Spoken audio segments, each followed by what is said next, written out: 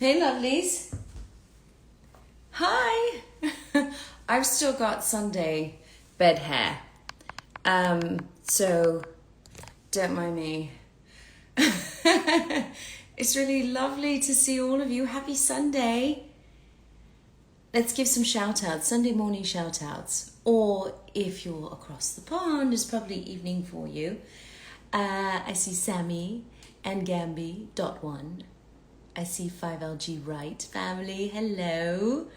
Erica, Emma Esberger. Yazles is here. Silent Guy _2025. Emmy _photo fun. Hi, Emmy, love.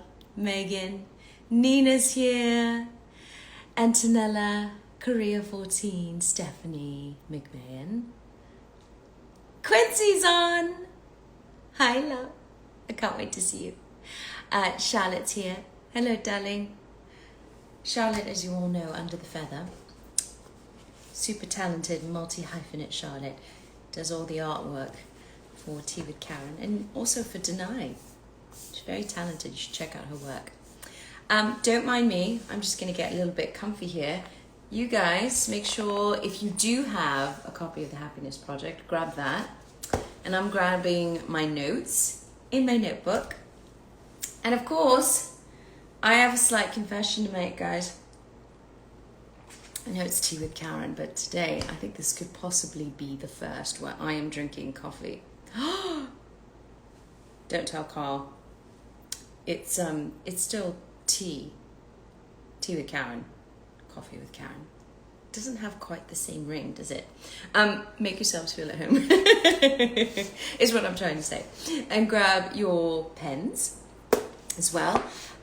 For those of you who are tuning in for the first time, this is the second chat session of 2021. And this year, I have decided to take on a year-long Tea with Karen challenge called The Happiness Project. For those of you who have ordered your copies and are participating in it, well done. First of all, really proud of you.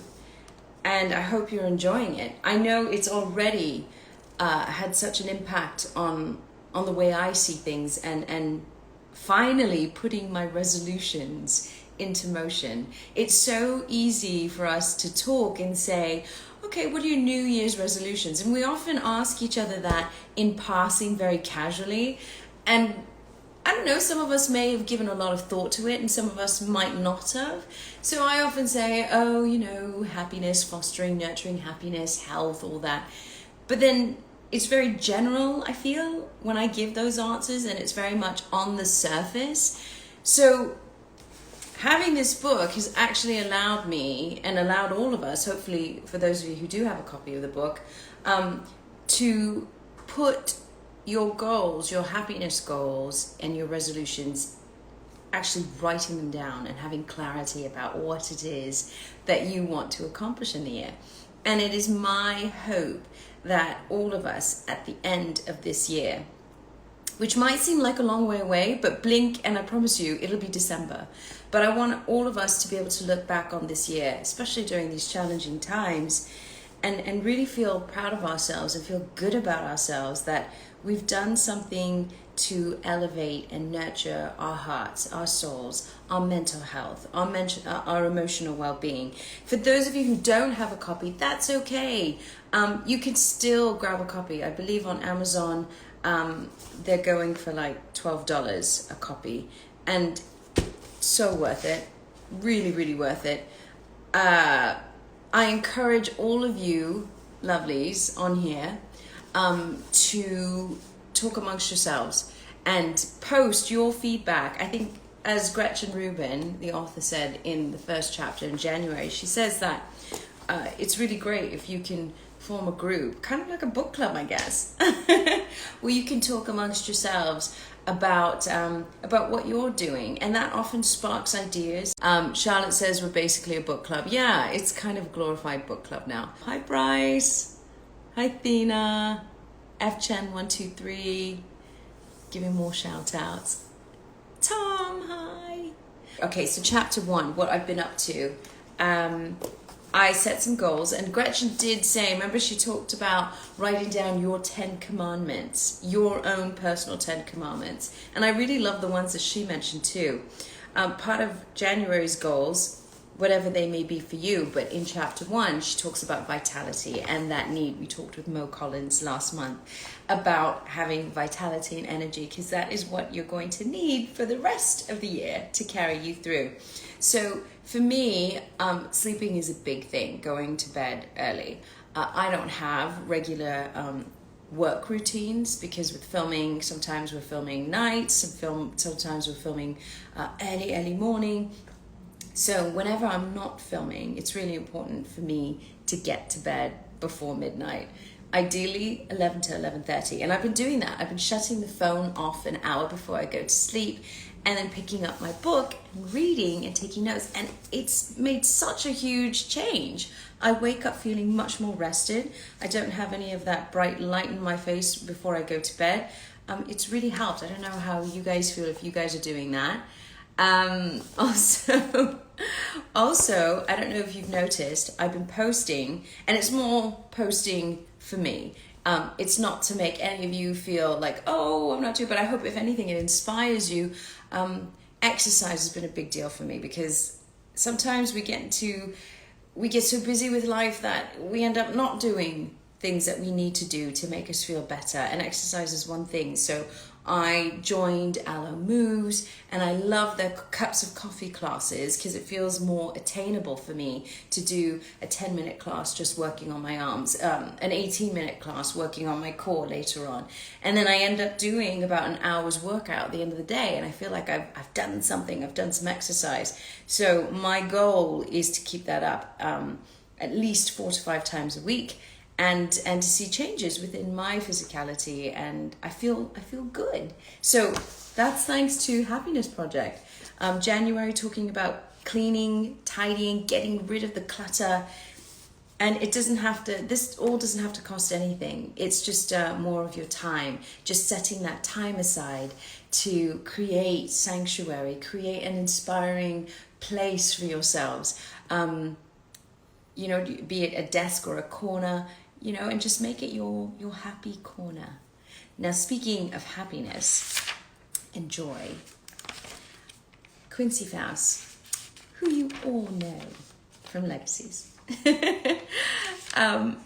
Whenever I think of Quincy, I just immediately can't stop smiling. Quincy gives the bestest hugs. I ache for them so much. I miss them so much, because he gives such terrific, fantastical hugs with all his heart and soul. And Quincy has set some time aside this morning to come along and talk about love and self-love. I'm really inspired by Quincy. I'm sure those of you who've tuned in who follow Quincy at Quincy Fouse. He's just this bundle of light, this bundle of energy. For someone so young, and with it, I'm just so inspired by his focus, by his emotional intelligence. And I thought, let's bring Quincy on to talk about love and self-love and what that means for him, and also to talk about legacies and all that too. So thank you for your questions. You guys, the questions that you sent in for Quincy and I, so wonderful and refreshing.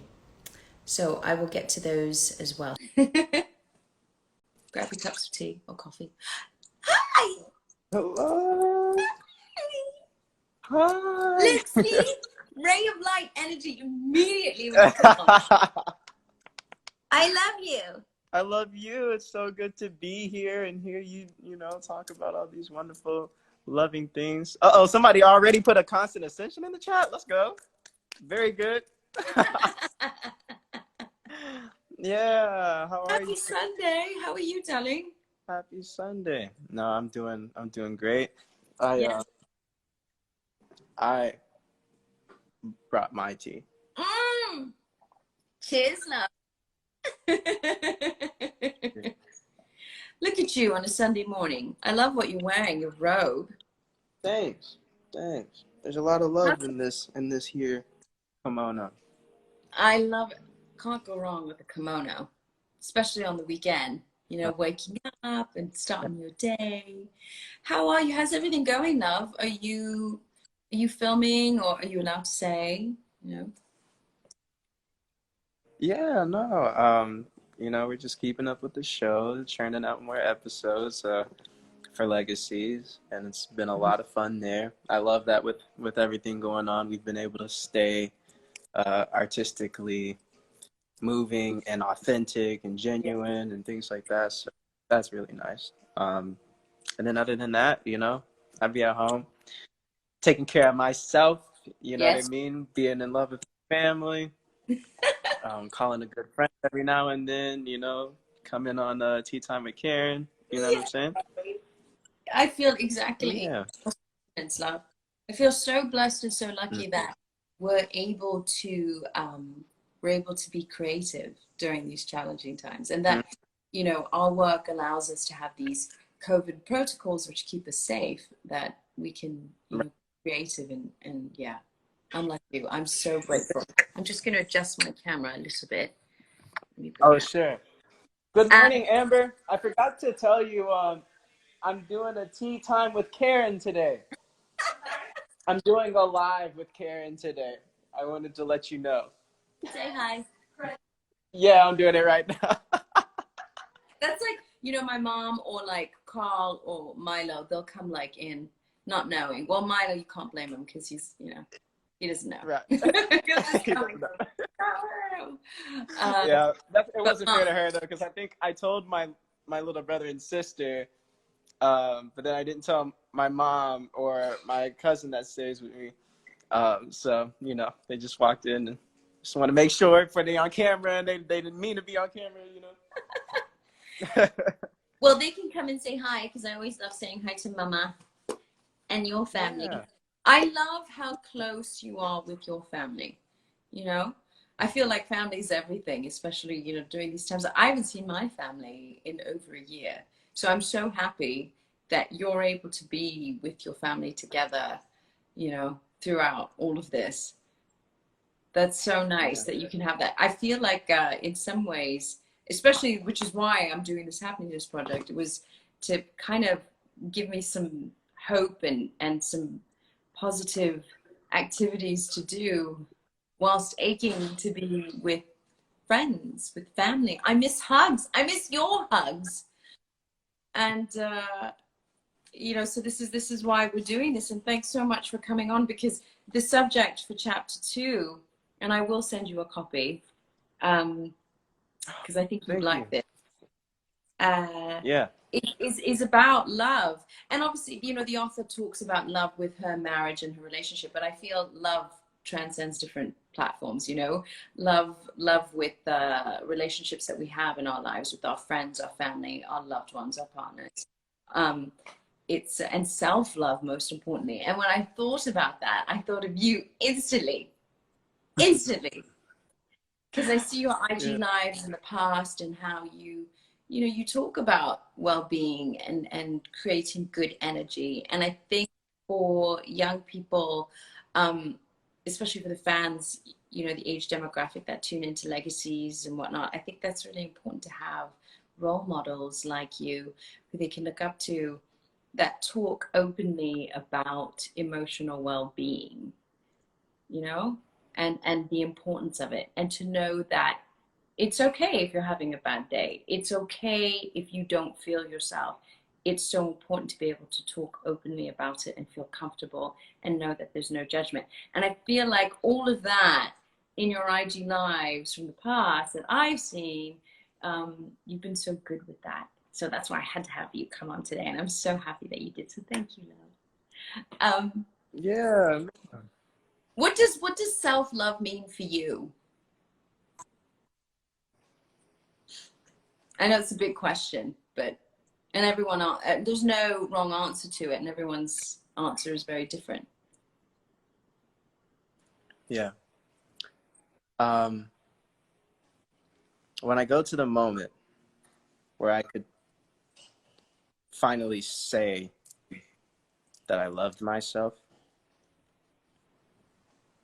It wasn't the moment where like I had fixed all of my traumas, or the moment where I had fixed all the things that made me feel funny that were around me. It wasn't the moment where I got rid of all the bad thoughts.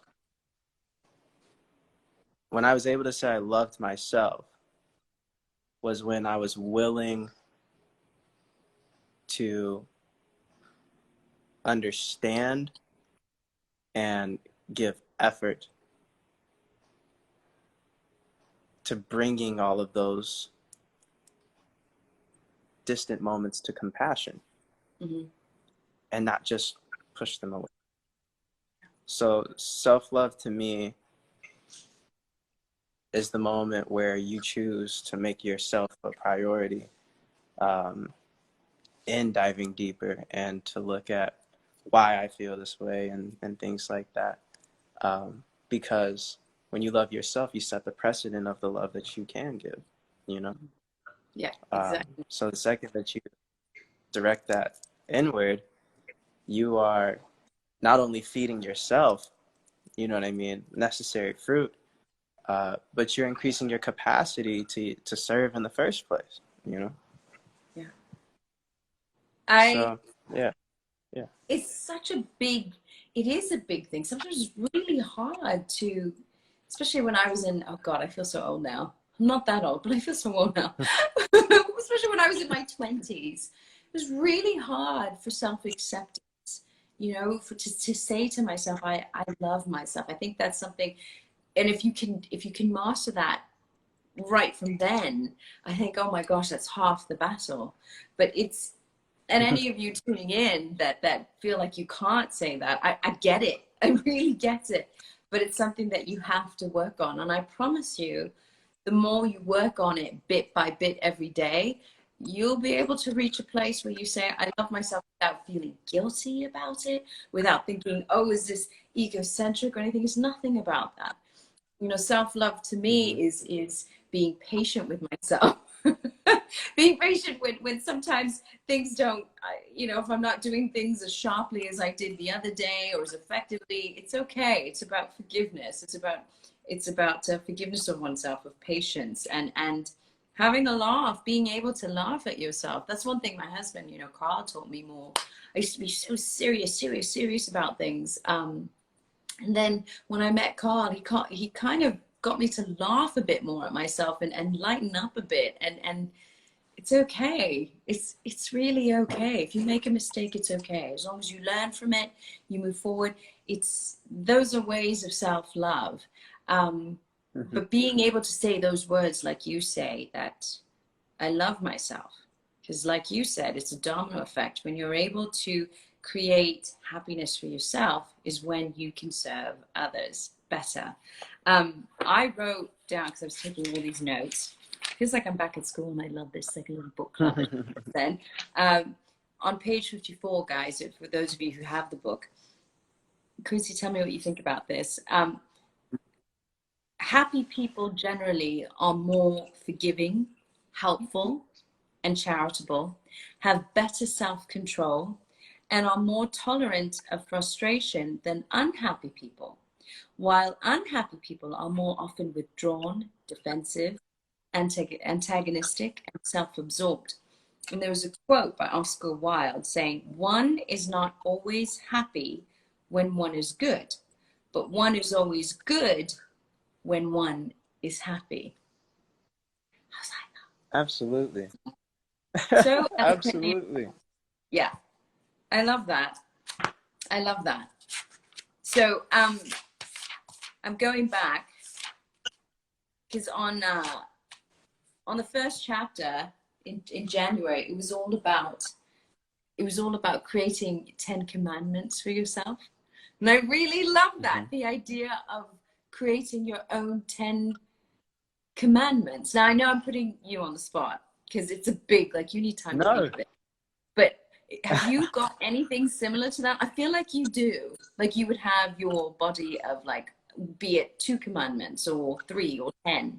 Yeah. Do you have any Yeah. style? Yeah. So it's like kind of coming into this moment of self-love, right? For the first time ever, I made my inner world a priority. Because for the longest time, I thought I didn't love myself unless I was able to get that love from the job on the outside of me, or the girl on the outside of me, or this position of status on the outside of me, or you know what I mean? So I feel like my oh, you know what? I actually do. Hold on, let me pull up my notes. Oh.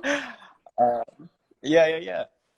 So I think the first place my self-love started, and I guess this would be like my first commandment, was the moment I was able to release all conditions off of myself, my relationship with myself.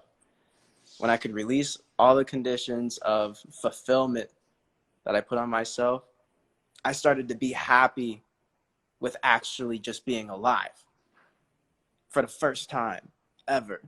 You know what I mean? I would wake up in the day and go, all right, I do not have worth until I do the thing. But now it's like when I wake up in the beginning of the day, I did the thing. Like I'm doing the thing. You know what I mean? And that's Because you let go. a Because you let happy go. thing. You know what I mean? Yeah, that pressure's not there. That must have been Absolutely. an amazing feeling. Oh yeah. Oh yeah. Especially like, you know, I got into the industry after I graduated, was graduated from high school.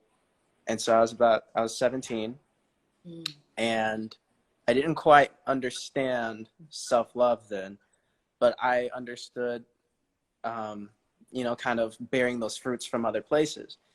And so as a kid coming up through the industry, because it is so demanding of, you know, our genuine feelings and things like that, I was just doing that on overtime. But then when I would go home, I would have none for myself, and I'd be home by myself. And so I would have these huge depressive states because all I would do was just ship out all of my focus, ship out all of my love. And so the second that I could feel love just for being, man, that changed the game. That really changed the game. Gratitude is such a Yeah, powerful thing. And I never absolutely. understood it for the longest time. I would say, of course, I'm thankful.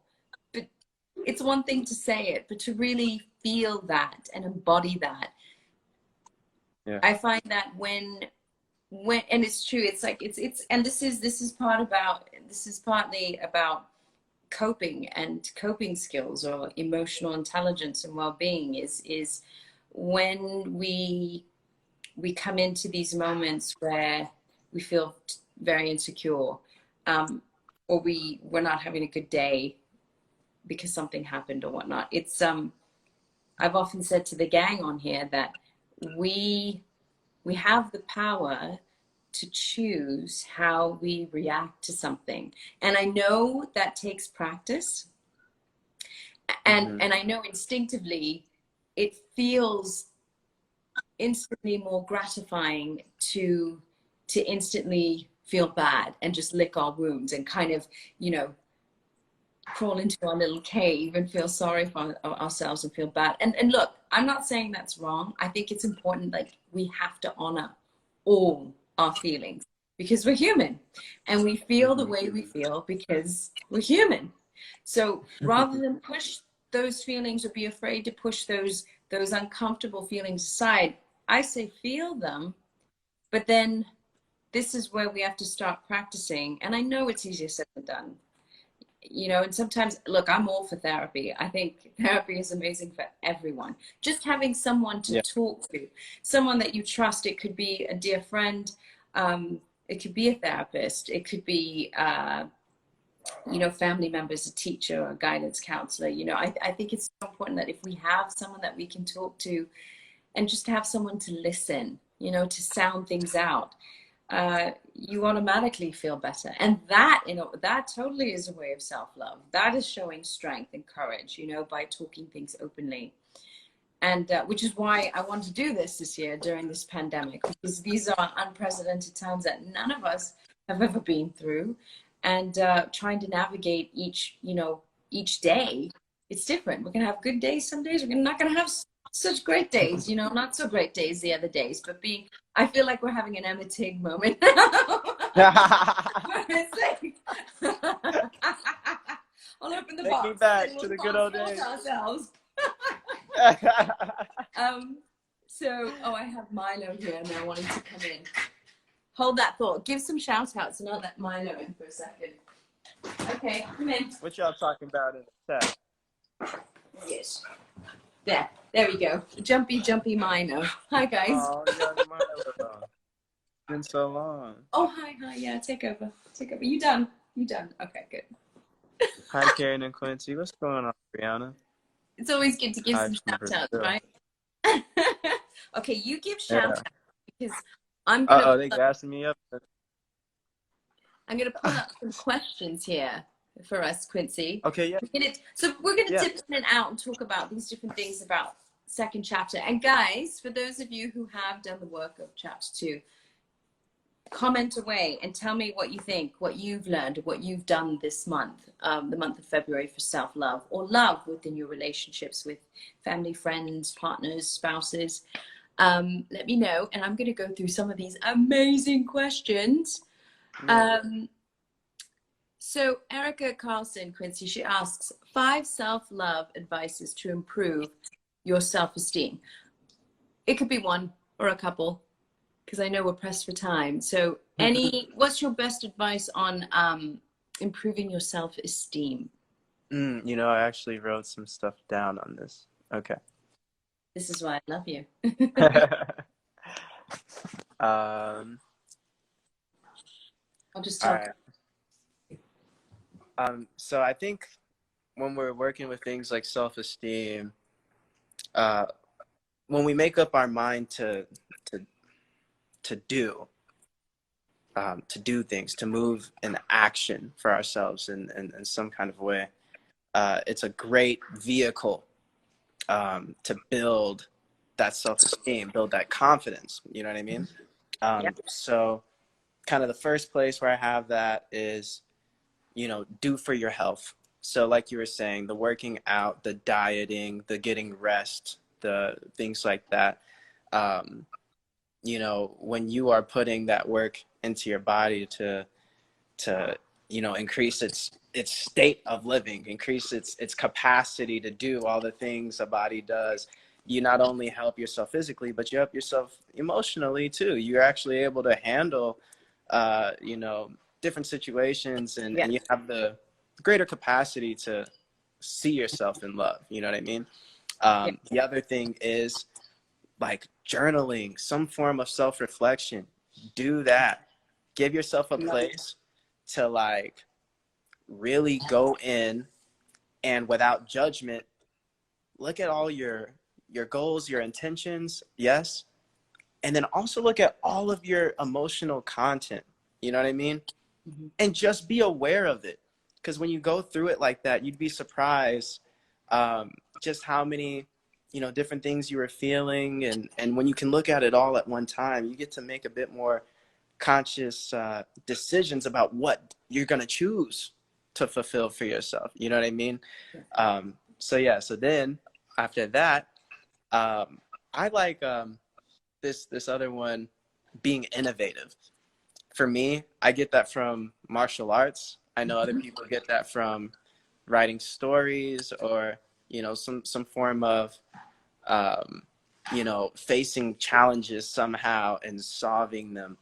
I'll grab my brother and my sister, and we play around with each other a lot. So I'll come in and then I'll grab them by their toe and wiggle it and then run away, and then they'll chase me, and I have mats downstairs, and then they'll both try to beat me up. You know what I mean? And just from that moment of us playing around, the connection. Yeah, but in that moment, we're all being innovative with each other, because they're trying to figure me out and get me. I'm trying to figure them out and get them. And it's a great way of being present. You know what I'm saying?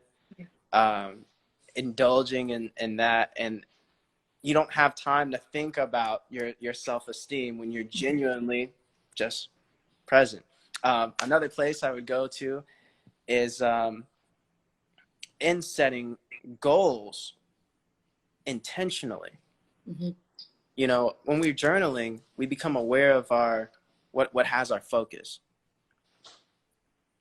And then when we set goals, we get to now use all that new awareness that we found Mm-hmm. to intentionally choose what we want to focus on. We see all this thought, we see all this like math that we do in our heads for all these random things. Now it's like, whoa, I have the ability to really like have these strong feelings and strong thoughts about something. Why don't I direct that towards, you know, something that's going to feed my life more fruit, you know? Yeah. So setting those goals and then setting incremental things that can honestly help you have more things to be innovative with, Yeah. you know? Yeah. So for me, one of the biggest things when I started acting, I wanted to be Miles Morales. That was my deal. And in setting that goal, there were so many fruits that came along with it. And one of those fruits was me learning how to flip and fight and things like that. And I ended up finding self-esteem and just doing the work, getting there. You know what I mean? You're Uh, thriving. You're thriving. yeah. It's so important to say that. It's so wonderful because I've been reading the feeds as well, and everyone's saying that they do journaling as well. That's such a great idea that you brought up, because journaling, we often kind of dismiss it thinking, oh, what are we going to write in a journal? But it's your safe place. You can write anything and everything, or as little as you want. It could be one line, but just that release, you know, of just journaling. And I think, as you said, I think that's the beauty of sites like Pinterest and all that, where you're creating your vision board. Mm-hmm. Never underestimate the power of a vision board, or even writing down. There's something, I know now we have tablets and all these fancy schmancy gadgets, but I feel like just going down to basics with pen and paper and just writing down. Yeah. And it's scientifically proven that you process better, you process more, you feel more sense of achievement of actually reading a physical book, you know. And look, I mean, I appreciate the benefits of these tablets where you travel, you can't bring 10 books, so I get it. But I love the smell of pages and you know, of a book and writing things down. I feel like you're really doing something. Denai's here, my sister from Fear the Walking Dead. I love you. Hello, sister. Another inspiring human being. Denai, love you so much. So I just think that it's, you know, journaling, what you said, and writing things down. That's why we're doing the Happiness Project, is because I finally feel like there's a focus, a guidebook to help me focus on implementing my goals. And goals, guys, they don't have to be ginormous or anything. There's no judgment about how big your goals have to be. They can be simple little things. I've been reading on the feed, the LG Wright family over here, they've been painting. I know during the pandemic, a lot of us are trying to find ways to create sanctuary at home, you know, on a budget, and just being creative with either painting or shifting things around, you know, in the room, or putting a plant, or, you know, something that'll bring joy to this space, so that we can be happy whilst we're quarantining or whatnot, you know. Right. And then I'm seeing people talking about, in this chapter, you know, she talks about relationships, and I love how you talk about your relationship with your family and nurturing that, and giving even like 10 minutes of your time or 15 minutes or whatever it is with your brothers and sisters, you know, and engaging with them. That's so important, because we get so busy with life, you know, that we often forget about those moments to just stop and really enjoy each other's company whilst we can. So, you know, that's so important, you know. And she was talking in particular, you know, with her spouse, just about different things about not dumping on our partners or dumping on our friends, you know, trying to separate what are minor issues or petty issues that we can deal with, rather than putting it on to our partners, you know, because each of us, you know, in our friendships, with our spouse or our spouses or partners or friends, you know, each of us have a different dynamic within each of those relationships. So I know I love my husband, But I know that if I need to have a conversation, girls, we like to talk things out, you know. And look, guys do too, you know, but some guys, like my hubby, sometimes, you know, he doesn't want to talk things out so much about, you know. And I feel like I get that support from my sister or my mum. I can talk for hours with my mum or my sister or my girlfriends about these things. And I get the support that I need from them. And I get the support that I need from Carl on other situations. So it's trying to, you know, pick the people in your life who are good at certain things, but not to put that pressure on everyone. You know what I mean? Because it's not, because everyone excels in different ways. So it really does change the dynamic of your relationships when you take that pressure off, when she says, when you take that expectation away, that when you do things for yourself. You don't do things because, look, it's human nature. We all want praise and acknowledgement. You know, of course we want appreciation, but that shouldn't be the first reason why we do things. She says we should do things because we want to do it for ourselves. And I think the minute when we focus on that, as opposed to saying, well, I'm doing this because I'm hoping that so-and-so will say, oh my God, you're amazing and this is great. That's not what you do for that gratification. You do it for yourself. And you feel better about it, you know, when you take that pressure off of expectation from others, you know, when you just focus on doing for yourself. I love that so much. So she called that about, you know, in relationships with, again, relationships, friendships. I'm broadening this out so we can all apply this to all our relationships in our life, but not being a nag. That's the hardest thing, isn't it? Because I find, I'm sure each and every one of us at some point feel like we can be a bit of a nag. Maybe not you, Quincy. I can't see you being a nag. I can't see it. I totally see Emma Tig being a nag a little bit to either Alaric or Dorian. And maybe, you know, I'm a bit of a nag sometimes too, but it's that whole thing about, yeah, what if you took a week to be, she says in the book, of being extra nice and being really conscientious about what we say to each other, what we say to others. And she said, you'll find that it does take a bit of work and you might have to bite your tongue a little bit.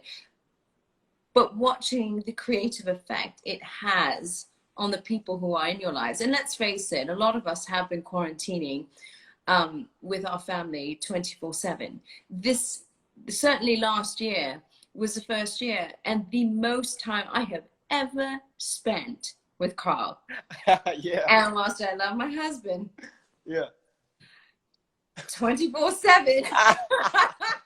I'm surprised we're not divorced by now, you know, so this is a good thing, you know, we laugh about it, we joke about it, you know, because to be with someone 24/7, it's, you know, it's not easy. It's healthy to have, you have your lives, you have your separation, you know, and you come together and all that, but to be together 24/7, it's tough. It's not easy, you know, you're in each other's space a lot, which is why, you know, paying attention to those little things like the nagging or changing the way you react to something that your family member or your friend might do or your spouse might do, just changing your reaction to it, saying, okay, there's two ways I can react to this. I can be really upset about this, or I can say, okay, obviously this upsets me a bit, but how can I change a situation where I feel good?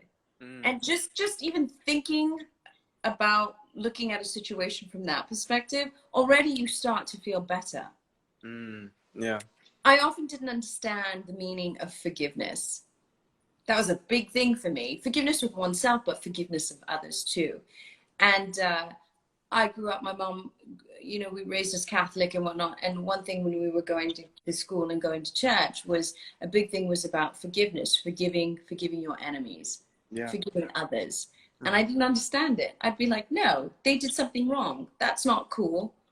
And I'm not going to, no. But what I then understood as I started growing up and getting older, and I'm still growing up now every year, is that forgiveness has everything to do with yourself. And that's what they were trying to say, that forgiveness is all about setting yourself free and not holding on to that energy, to that negative energy, or that you know, that weight of an energy that holds you back from then thriving, you know, thriving.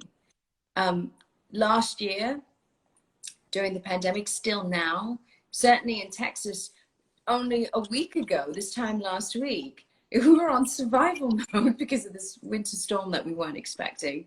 And this past pandemic year, we've been so focused on trying to survive, which is human nature. But it's so important now that within trying to survive, that we find ways, as Mo Collins said last week, who I had on, about trying to thrive and to find ways, even if it's just a moment, guys, just a moment or a minute or 5 minutes of joy that can bring a sense of relief, that can take away from everything that's happening right now. You know, I think that's so important to keep us moving, to keep us motivated, to keep us going. And you're really good, Quincy, because I watch you in awe and inspiration, and with great admiration and inspiration, because you're always finding things that will keep you thriving, that will keep you motivated. You know, when you did your short film and you put that together, I was like, what? Guys, if you haven't seen it, can anyone still watch your short film? Like, is it available? Yeah, it's on YouTube, and I think I posted it on my Instagram page too. Okay. Like the IGTV. Yeah. Well, we'll find it and then we'll repost the link for those of you who haven't seen it. Yeah. It's just wonderful how, you know, it's so inspiring that you went out, you did it, you learned from it, like you said, that there are things that you wanted to do with your stage fighting, combat, and all that, and you had so much fun. You were enjoying it. You were thriving, learning a new skill or perfecting your skills, and I think that's so important. I think it's so important to continue to be curious. Absolutely. To continue to be curious, yeah. What I've found, and it kind of goes in hand with, you know, that point of finding joy and thriving, that point of even going back to the self-esteem point, even the forgiveness point, service. When you posture yourself to serve your own health and the health of others, you know, serve your own health to serve the health of others, some of the most beautiful things come from that. And so it's like we said, taking care of yourself with that self-love thing, it raises your capacity to love. And so like even like with my little projects or whatever, or I could even say my album, that I did this little music project, and I just wanted to express myself. I was almost using the album as like this journaling thing. And but then I got around my friends and I saw them kind of going through some similar issues, and I just went to them and I'm like, man, I'm trying to, you know, serve myself these fruits. I see that you need these fruits. Is there a way that we can get together and do something together to serve each other this fruit? And then next thing I know, I have, you know, my super talented friend Darren, and super talented friend Noah, super talented friend Jaira, you know, super talented friend Gio. Like, they all came together and we all started, you know, sowing these fruits in ourselves and creating an environment to sow them in each other. And I think that's like a wonderful thing. One of the chances you get to when you're inside the house with, you know, your family, your spouse. You collaborate. Yeah. And I think like even with that forgiveness moment, you know, I'm not saying you should maintain relationship with anyone who's not dedicated to being loved to you. But when you posture your heart in service, you stop thinking about only the things that went wrong. You start thinking about what the solution is. Because you realize that for them to do that terrible thing to me, their heart couldn't have been in a healthy place. And so now I'm going to serve myself these fruits to fulfill myself. And from that clarity, I'm going to find a space to where I can, even if serving them the best you can is removing yourself from the situation, you know what I mean? So that you don't have a hand in whatever toxic trait or whatever, you know? So yeah, I found that like when I focused on service, it leads me to so many fruits everywhere. And it's from eating those fruits that you have, uh, like I said earlier, you know what I mean? You have the capacity to make heaven out of, you know what I mean, these tough trials and tribulations, you know? There's so much joy in giving. There's so much power in giving, in serving others. Yeah. And that's I've only come to realize that more and more as each day goes by, you know. Mm-hmm. It makes me happy to be able to give back in some way, or to help others, as you know, as others have helped me. I mean, all you guys who are tuned in here, you know, Quincy and I are so grateful for your daily spoilings of love and support and encouragement. I feel like one thing so powerful and wonderful about social media is looking at the positive aspects of it, and what you can do to nurture and foster a loving and inclusive, a supportive community, you know. And I mean, that's how I justify my pages, and having them is to hear from all of you and all the feedback in the feed. First of all, there's so much love, understandably so, for you, Quincy. Uh, it's so nice to see it for Legacies. But it's so nice to see each of you guys. I see you're conversing and talking with each other and sharing your findings about, you know, what you've been doing to help nurture your relationships. And be it with your family members, your spouses, your partners, your friends, uh, you know, because it's our relationships that give us the support that we need to thrive. You know, surrounding yourself with good people in your life that elevate you, that call you out, you know, that keep things real. That's so important. That ground you. You know, my mentors always told me that sometimes some of the people that might appear to be giving you a challenging time, and I mean that in a positive, constructive way, not in a negative way, because that's a whole other thing. But sometimes, you know, those that challenge you are the ones that take you seriously. You know, they're Absolutely. trying, you know, that they're trying to bring the best out of you, the best version out of yourself, you know, to be your best version of yourself. And those are the people you want to support yourselves with. I find that it gets easier to let go of the noise, to let go of those that don't serve your joy or happiness, you know.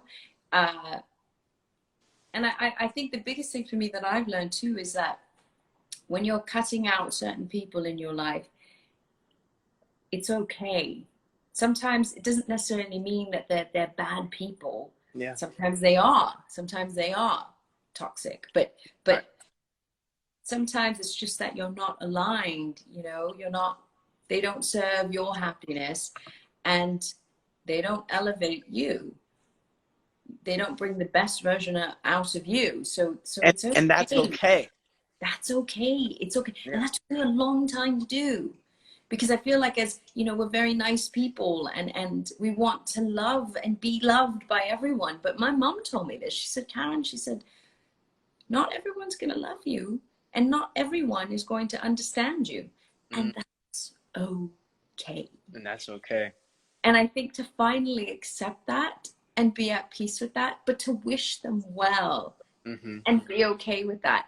It's so freeing.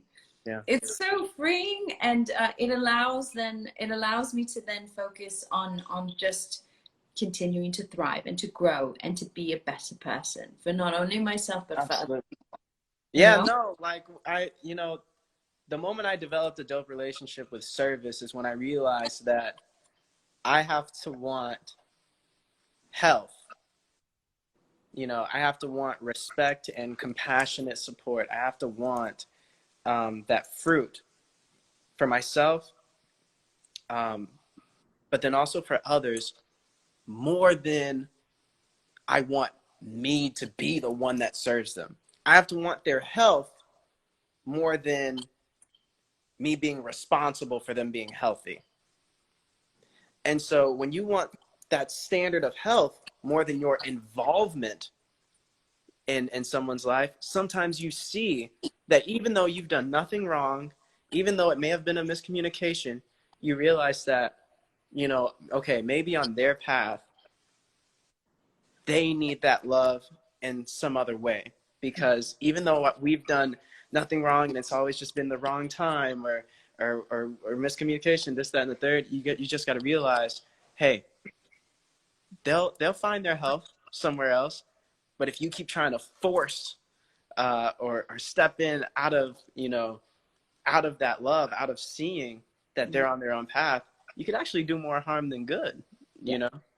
And I'm so glad you brought that up, Quincy, because, like, you know, this author, this is a happiness project, but she also does say, and I have to say this in every tea session now, because it's really important for those of you who are just hearing about this for the first time, is that whilst this is a happiness project, she does acknowledge, like, depression, you know, there is a lot of depression. There's a lot of people who suffer from PST too. And that is very, very serious in itself. And that is a subject altogether that needs to be looked at. But that is where it's so important to be able to talk about it to someone who you love and trust, and to seek help, because seeking help is a form of not only courage, but most importantly, self-love. Absolutely. You know, that is the greatest thing that you can do for yourself, is by asking for help. Takes so much strength and courage and self-love. That is the biggest proof of self-love, is by not being afraid. And it's okay, even if you are afraid and you're still asking for it, to ask for help and not be afraid to ask for help. Yeah. You know, I just feel like life is too short. I mean, gosh, we've certainly learned that throughout, you know, last year and this year especially. Life's just too short to not breathe love and joy, or want those things for ourselves, you know? Even when we feel sometimes we may not deserve it, you absolutely deserve it. You deserve love and blessings and happiness. Everyone does. Everyone, each and every one of you who are tuned in right now, you all deserve amazing things to happen in your lives. You all deserve your dreams to come true, whatever they may be. And you're not too old, you're not too young. You know, you don't, the only person that tends to get in our way is ourselves, you know, with our concerns, our worries, our insecurities. But just know that that's normal. You got to push, if you can, try to push through that, you know, and say, well, what if? Ask yourselves, well, what if I did that? What if I tried that? Or ask yourself, why not me? Right. Why not me? Right? Absolutely. I'm going to dip into some questions before we end here, because there's so many good questions too. Oh, yeah. Daisy Pegasus, this is going a little off topic, but onto Legacies, because we have to talk a bit about Legacies. Sure. She says, what do you love the most about being a member of the Legacies cast? I love the play, man. You know, we kind of talked about that innovation earlier. Mm-hmm. I have this bliss point between, you know, me and another member in the cast. With everyone in the cast, like, there's this lick that we hit, you know what I mean? And it's just it's a beautiful exchange of us just being creative together, you know. I live for that moment. That moment where we are just exchanging. I think especially like sometimes, like when me and Chris get together, you know, sometimes they let us just play, you know. And so we'll go off the script a little bit, and we'll do little funny things, and then they'll take little bits and pieces of it and actually throw it in the episode and stuff. So yeah, what I love most is the play. Yeah. I love that too. I love being on set with you guys whenever I am there with you guys. Yeah. It's just like this reunion. And just so you guys know, whenever, this is pre-pandemic, of course, is that whenever I see Quincy in the halls, I literally run up to him. I run, and then I jump, and then Quincy picks me up and gives me the biggest hug and the biggest twirl. Yeah. And it's the most amazing reunion every time I come back. Absolutely, absolutely. No, the whole set loves you. Yeah, yeah. I love you guys so much. Okay, more questions. So,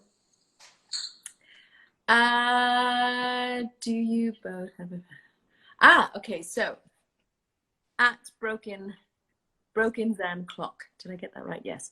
Do you have a favorite scene from Legacies? If so, which one? Well, that's a tough one. Mm.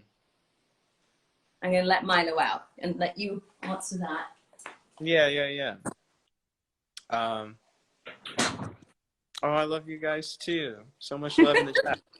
I think my favorite scene changes as time goes on. And I have favorite scenes for different reasons. Yeah, I know. I know. It's kind of like favorite episodes too. They're all different. Yeah. And it's You not a know cop what? out for the answer, but it's Yeah, yeah, yeah.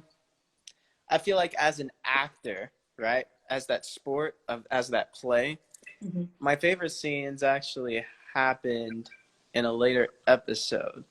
Um, Oh, so if you can't say, then okay. yeah, Don't. I can't talk to you about it. But when it does drop, I'll say like that was my favorite scene.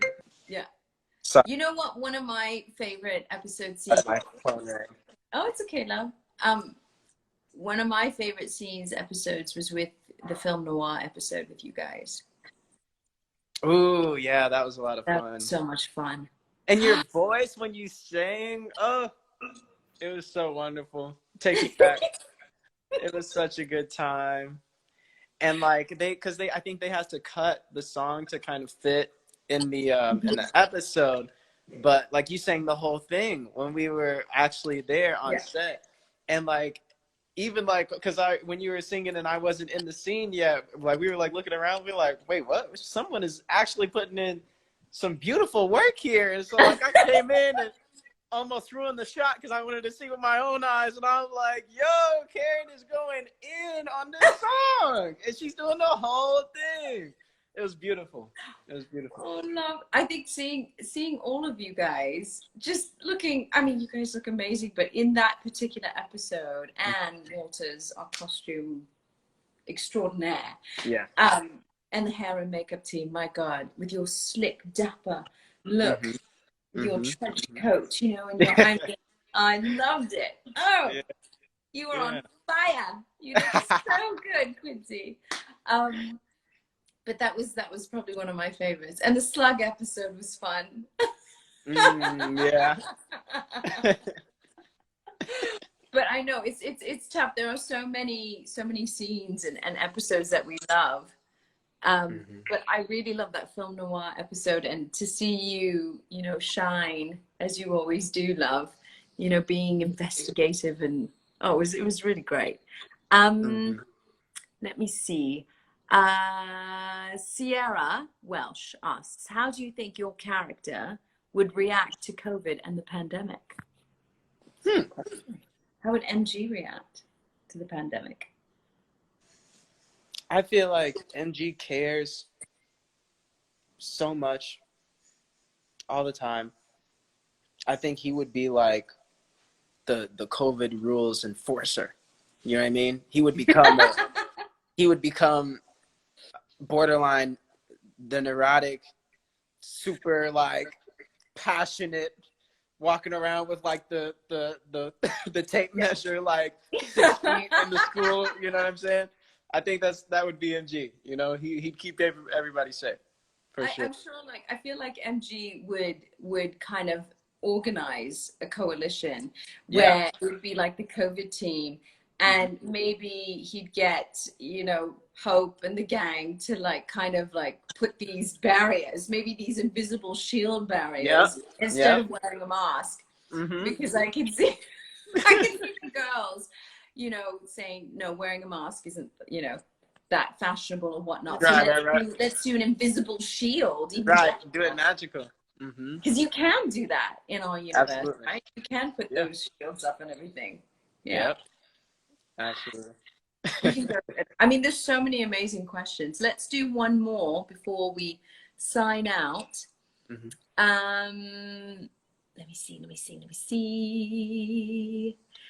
Oh, I love this question.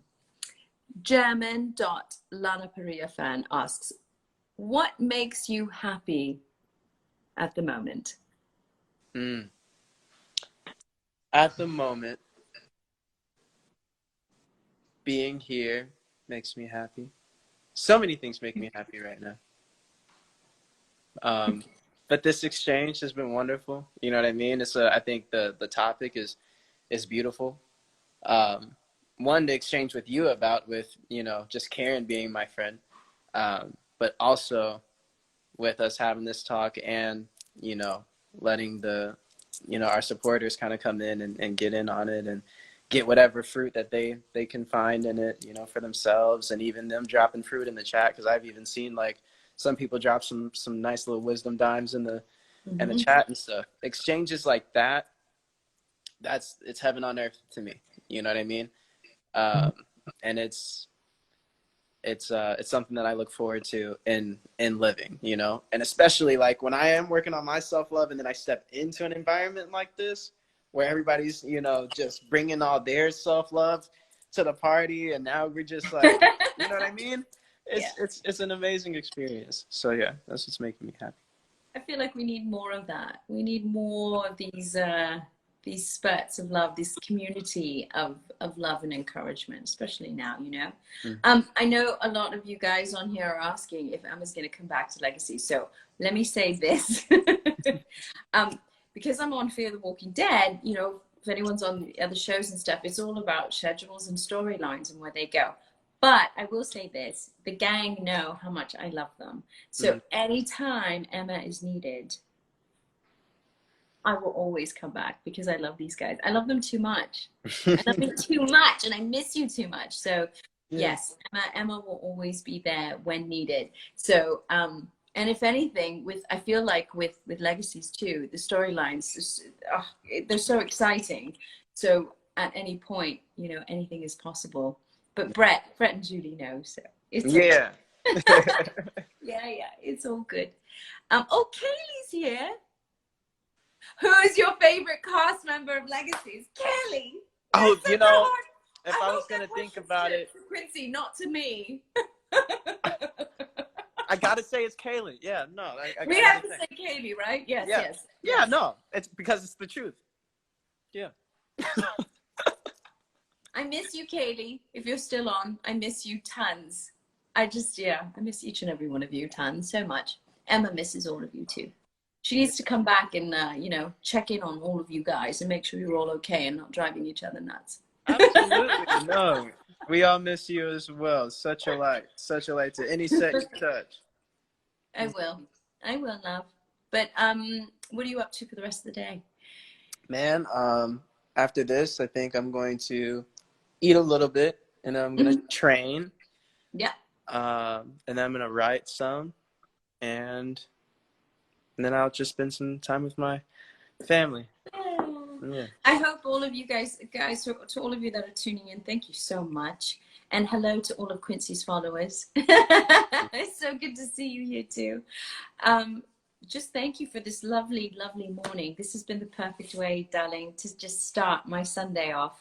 And I hope all of you who have tuned in have been so inspired as much as I have by Quincy. Because Quincy, you are this light, and it's so important, that others feel that, they can relate to you, but also knowing the examples that you set for self-love and, for forgiving oneself and allowing oneself to grow and everything we talked about, this morning. I think it's so wonderful. I hope you guys watching have felt the support and encouragement that you need from someone like Quincy.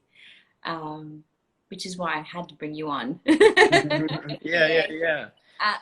I'm going to send you a copy of this. Please do. And for those of you who want to start, the Happiness Project is by Gretchen Rubin. And even though it goes by month, it's never too late. But the only thing is that you got to carry on your goals from each month into the next month. Right. So the next month for March is aiming higher, which is working. So Yeah. anyway, I love you, Quincy. Oh, I love you too. Before I go, Yeah. as we're talking about self-love, one thing that I really got to say is don't look at the concept of self-love as a destination. The work of it is the destination. The little steps, the journey itself, that's the destination. So give yourself grace.